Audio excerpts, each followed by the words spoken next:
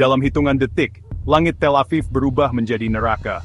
Rudal balistik dari Iran menghantam langsung kawasan pemukiman. Sirene tak sempat menyelamatkan, ledakan besar terdengar hingga kilometer jauhnya. Apa sebenarnya yang sedang terjadi di Israel? Lebih dari 420 rudal dan 300 drone menyerang Israel secara simultan dari Iran, Suriah, Irak, Yaman, dan Lebanon. Ini bukan sekadar tembakan acak. Ini adalah koordinasi militer lintas negara terbesar yang pernah terjadi terhadap Israel dalam sejarah modern.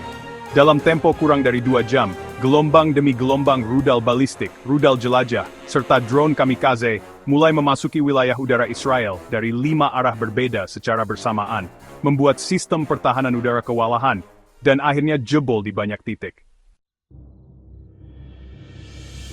Iran sebagai aktor utama memimpin operasi dari Teheran dengan bantuan unit elit IRGC, yaitu pasukan Quds. Rudal jarak jauh tipe Fatah II, Sejil, dan Khorramshahr dilepaskan dari situs peluncuran di Provinsi Kermanshah dan Khuzestan, menargetkan pusat-pusat kota Israel seperti Tel Aviv, Haifa, Ashkelon, hingga Beersheba.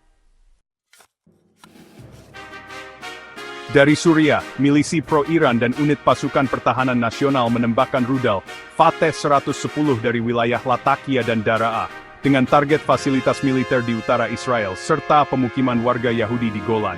Peluncuran dilakukan dari area yang dikawal radar Rusia, mempersulit intersepsi dini oleh Israel.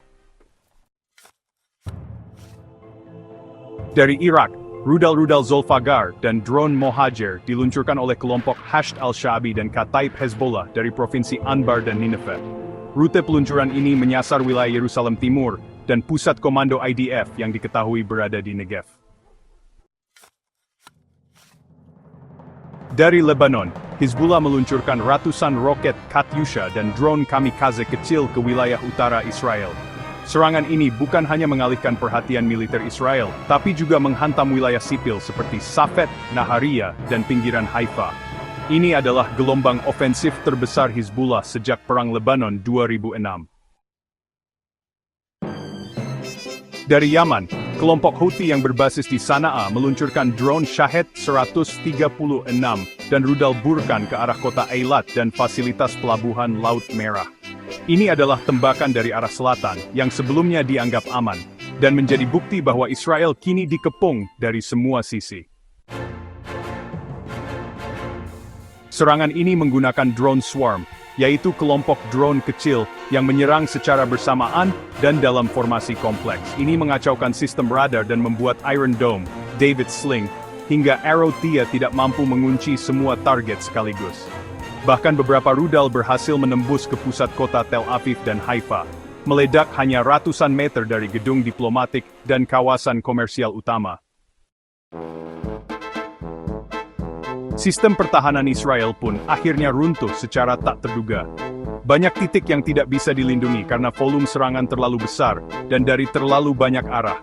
Operator Iron Dome yang biasanya mampu mengeliminasi ancaman satu persatu, kini kewalahan menghadapi lebih dari 50 titik ancaman udara aktif dalam waktu bersamaan. Dampaknya sangat nyata. 3 ledakan besar mengguncang Marina Tower, distrik Sarona, dan Hakiria di Tel Aviv. Haifa lumpuh total, pembangkit listriknya terbakar setelah dihantam rudal Fateh 110. Eilat menjadi sasaran drone Houthi, membuat pelabuhan dan zona wisata ditutup. Lebih dari 70% sistem radar permukaan Israel diduga terkena gangguan elektronik, kemungkinan akibat keterlibatan sistem peperangan elektronik Rusia, Oreshnik. Serangan ini tidak hanya menyebabkan kehancuran fisik, tetapi juga memukul kepercayaan publik Israel terhadap militernya sendiri. Banyak warga yang percaya bahwa Iron Dome tak bisa ditembus, kini merasa dikhianati oleh kenyataan bahwa langit mereka telah berubah menjadi zona perang terbuka. Para analis militer menilai serangan ini sebagai uji coba besar terhadap kesiapan Israel menghadapi perang multifront. Hasilnya jelas, Israel rentan jika musuh bersatu. Dan malam itu, musuh-musuhnya menunjukkan bahwa mereka bisa lebih dari sekadar bersatu. Mereka bisa menyerang sebagai satu tubuh, satu kehendak, satu front perlawanan. Kegagalan sistem, ketakutan nasional. Iron Dome, simbol keperkasaan Israel selama lebih dari 1 dekade, kini disebut-sebut sebagai saringan bocor. Tak sanggup lagi melawan gelombang serangan gabungan dari udara dan darat. Arrow 3, sistem anti-rudal hipersonik andalan Israel, tidak diaktifkan sepenuhnya karena banyak radar pengarahnya terganggu. Para analis mencurigai gangguan elektromagnetik dari sistem Rusia Oreshnik ikut memainkan peran besar, membutakan deteksi jarak jauh, mengacaukan sinyal GPS, bahkan melumpuhkan komunikasi antar batalion IDF. Israel menghadapi situasi langka dan mengerikan. Mereka diserang dari segala sisi, dengan teknologi baru dalam waktu bersamaan, dan tak bisa melihat dari mana musuh datang.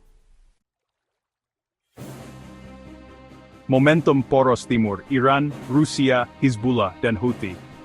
Para pengamat meyakini ini bukan hanya tentang Israel versus Iran. Ini adalah titik puncak kekuatan baru di Timur Tengah.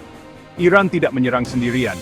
Mereka mengaktifkan jaringan sekutu regionalnya, dari Hizbullah di utara, milisi Syiah di barat, hingga Houthi di selatan. Dan jika benar Rusia terlibat lewat aktivasi sistem Oreshnik, maka ini bukan lagi perang regional.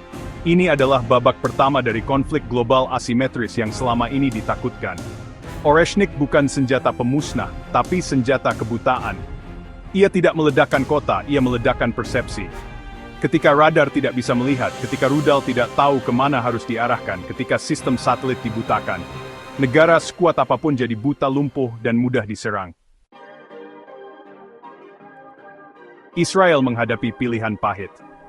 Dengan rakyat yang panik, infrastruktur rusak, dan kepercayaan publik mulai goyah, para jenderal Israel kini duduk di meja darurat dengan satu pertanyaan besar. Apakah saatnya membalas dengan serangan skala penuh? Apakah perlu mengaktifkan doktrin Samson Option? Atau, ya, apakah Israel harus meminta NATO untuk turun langsung ke medan perang? Langkah apapun yang dipilih, semuanya membawa risiko. Serangan balasan ke Iran berarti eskalasi global. Diam dan bertahan berarti mengundang serangan lanjutan. Meminta bantuan berarti pengakuan kelemahan di mata sekutu dan musuh. Serangan ini tidak hanya menghancurkan bangunan, ia menghancurkan ilusi keamanan. Israel bukan lagi negara tak tersentuh, langitnya sudah koyak, bunkernya penuh, warganya ketakutan. Dunia kini menahan napas. Satu kesalahan langkah, dan Timur Tengah bisa terbakar dalam skala yang belum pernah kita lihat sejak tahun 1948. Malam itu, bukan hanya rudal yang jatuh dari langit, tapi juga kenyataan pahit bahwa perang di era modern tak selalu dimulai dengan deklarasi. Kadang, ia hanya perlu satu koordinasi diam-diam, lalu langit berubah menjadi kobaran api. Malam itu, yang berubah bukan hanya kota-kota Israel, tapi juga lanskap kekuatan global. Ketika lebih dari 400 rudal dan ratusan drone berhasil menembus pertahanan Israel, negara dengan dukungan militer Amerika Serikat, teknologi superior, dan pengalaman puluhan tahun dalam konflik, maka seluruh dunia menyadari satu hal. Tidak ada dominasi yang abadi, tidak ada pertahanan yang tak bisa ditembus, dan tidak ada satu negara pun yang aman ketika musuh datang dari semua arah sekaligus. Reaksi internasional, dunia terbelah dua. Di markas PBB, sidang darurat diadakan. Tapi, semua sudah terlambat. Sementara dunia berdebat, rudal-rudal sudah meledak. Amerika Serikat mengutuk keras Iran dan segera mengaktifkan armada ke-6 di Laut Tengah. Pangkalan udara di Qatar dan Bahrain disiagakan. Sistem THAAD dan Patriot di Teluk diaktifkan penuh. Namun, belum ada tindakan langsung yang diumumkan. Rusia tetap diam. Kremlin hanya mengatakan bahwa mereka memantau dengan seksama dan menyerukan semua pihak untuk menahan diri. Tapi, dalam diamnya, dunia militer tahu jika Oreshnik benar-benar aktif malam itu, Rusia lebih dari sekadar pengamat. China juga tidak mengutuk. Mereka justru meminta semua negara untuk tidak memperluas konflik. Tapi, perusahaan-perusahaan teknologi dan satelit Tiongkok dilaporkan mengalihkan data militer untuk diproses oleh jaringan sekutu Iran. Bukti dukungan teknologis makin sulit dibantah. Pakistan, Suriah, Irak, dan kelompok-kelompok militan Syiah menyambut serangan pembalasan terhadap Zionis sebagai langkah heroik. Mereka mengklaim bahwa poros perlawanan sudah tidak lagi bersifat reaktif, tapi kini proaktif dan terkoordinasi secara militer. Transformasi poros perlawanan, dari milisi ke aliansi militer. Yang dulu hanya disebut milisi atau kelompok proksi, kini telah berubah menjadi kekuatan militer regional yang terhubung melalui sistem komunikasi satelit Rusia-Iran, menggunakan amunisi presisi tinggi, beroperasi lintas batas tanpa komando pusat yang resmi, tapi tetap serempak, dan dilengkapi dengan teknologi peperangan elektronik serta siber. Inilah kelahiran aliansi militer baru dari Timur. Tanpa nama, tanpa deklarasi, tapi punya efek yang lebih nyata daripada NATO. Satu persatu, negara dan kelompok yang merasa tertindas oleh dominasi Israel dan Amerika mulai bersatu dalam tindakan, bukan lagi dalam pernyataan. Krisis internal Israel, keterkejutan dan ketakutan. Di dalam negeri, Israel kini menghadapi sesuatu yang lebih mengerikan daripada kerusakan fisik, keretakan psikologis rakyatnya sendiri. Warga kehilangan kepercayaan pada sistem pertahanan. Pemerintah menghadapi tekanan luar biasa untuk membalas, bahkan secara ekstrem. Media lokal mulai mempertanyakan, apakah ini awal dari kekalahan ideologis Israel? Beberapa faksi dalam pemerintahan bahkan mulai mempertimbangkan opsi tanggapan nuklir terbatas, sebuah doktrin yang dikenal dalam militer Israel sebagai Samson Option. Jika mereka merasa akan kalah, mereka tidak akan kalah sendirian. Menuju eskalasi global. Konflik ini tidak bisa lagi dipandang sebagai konflik dua negara. Karena saat Israel membalas, Iran tidak sendiri. Rusia bisa saja melindungi sekutunya secara tidak langsung. China bisa memberi dukungan strategis tanpa mengirim tentara. Pakistan bisa membuka front baru di Asia Selatan. Dan ketika itu terjadi, dunia bisa memasuki fase perang asimetris global, di mana tidak ada satu front utama, tapi puluhan front kecil yang menyala serentak, saling terhubung oleh kebencian dan strategi. Malam itu rudal-rudal bukan hanya menghantam bangunan, mereka menghantam kepercayaan pada teknologi, kepercayaan pada stabilitas, dan kepercayaan bahwa dunia masih bisa menahan dirinya. Tapi kini kepercayaan itu hancur, yang tersisa hanya asap, kobaran, dan ketakutan, bahwa mungkin, ini bukan puncaknya, tapi baru permulaan. Karena ketika satu poros bangkit dari timur, dan poros lain bertahan di barat, maka dunia di tengahnya bisa pecah, bukan oleh satu peluru, tapi oleh ratusan rudal, dalam satu malam yang akan tercatat dalam sejarah.